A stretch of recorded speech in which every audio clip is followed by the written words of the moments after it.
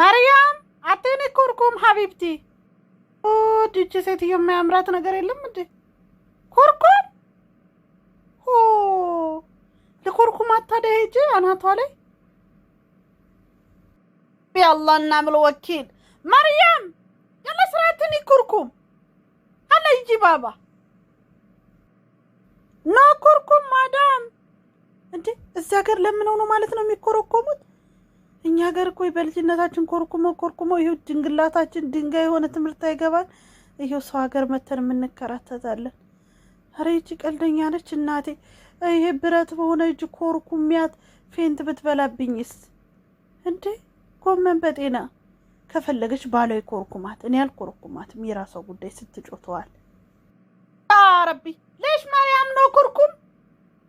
يلا جيبي كركم سرع.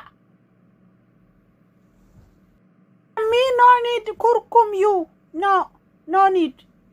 እንዴ ናትና እንዴ ሊቆፍራት እንዴ ካልሆነ ኧረ ተይ ይቅርብሽ። በኋላ ደግሞ ሌላ ችግር ነው።